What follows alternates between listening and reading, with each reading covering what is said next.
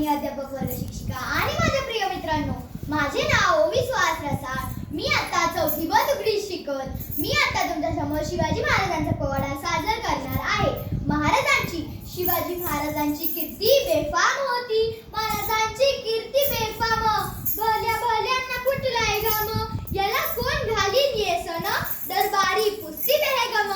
बडी बेगम म्हणजे आली आदिलशहाची आई बरे का. नजरेत तिच्या अंगार दरबार झाला गप्पगार, कोणी घेईन पुढाकार, साऱ्यांनीच मानली हार. इतक्यात अचानक एक सरदार उठला, बोलला, हम लढेंगे शिवाजी को. आणि त्यानं विडा उचलला. नाव तेच अफजल खान, नाव तेच अफजल खान, जिथं जागता जणू सैतान. खान बोलला छाती टोकून, शिवाला टाकतो चिडून. महान अल्लाह, सुभान अल्लाह, कौतिक झाले दरबाराचे. खान निघाले मोठ्या गुरमीत, त्याचं घोडदळ पायदळ, फौज फाटा लय बकळ, अंगी 10 हातीचं बळ, पाहणारा कापे चळचळ. वाटेत भेटेल त्याला चिरडीत खेचीत, खानाची सेना निघाली. गावे लुटली, देवळ उद्ध्वस्त केली, आया बहिणींची आबरू लुटली. कोण कोण रोखणार हे वादळ. आता शिवबाचं काय खरं नाही.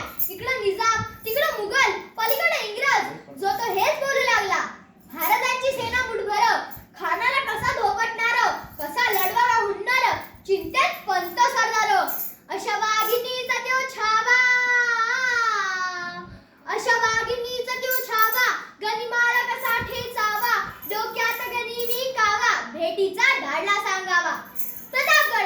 प्रतापगडावर आमने सामने भेटीचा सांगावा. खानानं हसत हसत कबूल केला. दिवस ठरला आणि ठरल्याप्रमाणे प्रतापगडच्या पायथ्याशी खान, प्रतापगडच्या पायथ्याशी खान, प्रतापगडच्या पायथ्याशी खान, प्रतापगडच्या पायथ्याशी खान आला. बेगुमान नाही त्याला जाण, शिवाजी राजांच्या करमतीची, शिवाजी राजांच्या करमतीची.